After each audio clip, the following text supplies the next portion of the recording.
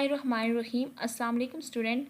आज का जो हमारा लेक्चर टॉपिक है वो अबाउट रैम एंड रोम है। मोस्ट इम्पॉर्टेंट टॉपिक है, ना सिर्फ कंप्यूटर साइंस के स्टूडेंट्स के लिए बल्कि उन तमाम स्टूडेंट के लिए इम्पॉर्टेंट है जो किसी भी तरह से कोई भी कॉम्पिटिटिव एग्ज़ाम देने जा रहे हैं, like CSS, FPSC, PPSC, NET, GATE और NTS वगैरह के एग्ज़ाम। तो ये मोस्ट इम्पॉर्टेंट टॉपिक है। ये एक ऐसा टॉपिक है जिसमें स्टूडेंट हमेशा कंफ्यूज रहता है, रैम को रोम में कन्वर्ट कर देता है और रोम को रैम में कन्वर्ट कर देता है। तो सबसे पहले हम देखेंगे कि रैम और रोम है क्या। तो ये हमारे पास मेमोरी की टाइप्स हैं। ये टाइप्स ऑफ मेमोरी है, दो बड़ी टाइप्स है, RAM and second one is Rome.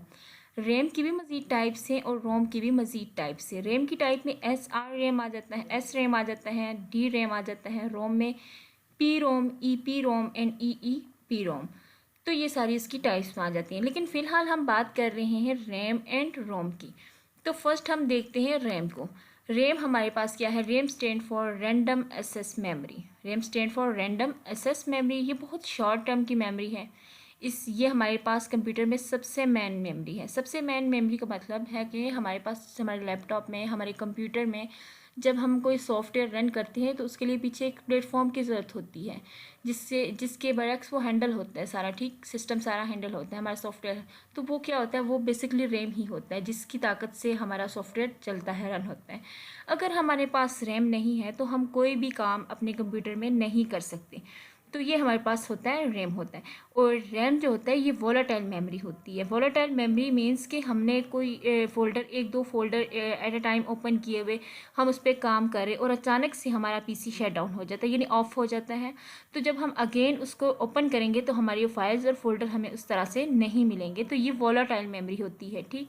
Next one हम देखते हैं रैम। ये हमारे पास रैम है, ठीक है। इस तरह के उसमें चिप बनी होती है हमारे PC के अंदर, हमारे कंप्यूटर्स के अंदर इस तरह से होता है। The second one is ROM. ROM stand for read only memory. It can permanently, it is a type of non volatile memory. जिस तरह रैम वोलेटाइल मेमोरी था, इसी तरह रोम नॉन वोलेटाइल मेमोरी है।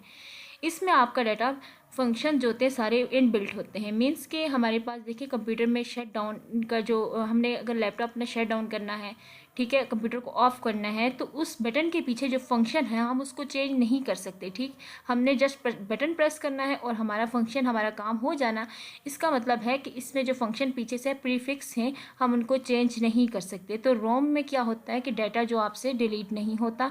आपने कंप्यूटर ऑन किया, ऑफ किया, आपकी मर्ज़ी। आपने जो काम कर रहे हो, जिस बटन की हेल्प से, जिस बटन की मदद से जो काम कर रहे हो, उसने आपको उसी तरह से रिजल्ट शो करवाना है, क्योंकि वो फंक्शन ऑलरेडी उसमें फिक्स किए होते हैं। तो ये होता है हमारे पास रोम। रोम को हम देख लेते हैं। तो ये उसकी शेप है रोम की।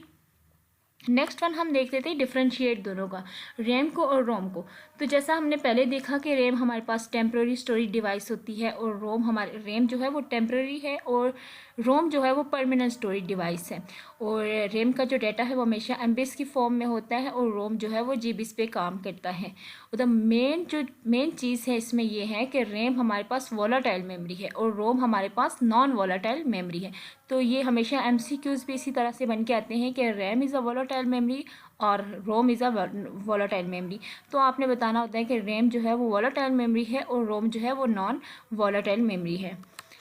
तो ये देखिए हमारे पास दोनों का जो अगर देखा जाए तो ये हमारे पास डिफ्रेंशिएट में देखें, रैम ये है हमारे पास और रोम ये है, ठीक है। तो इससे आपको क्लियर हो जाना चाहिए कि what is RAM and what is Rome.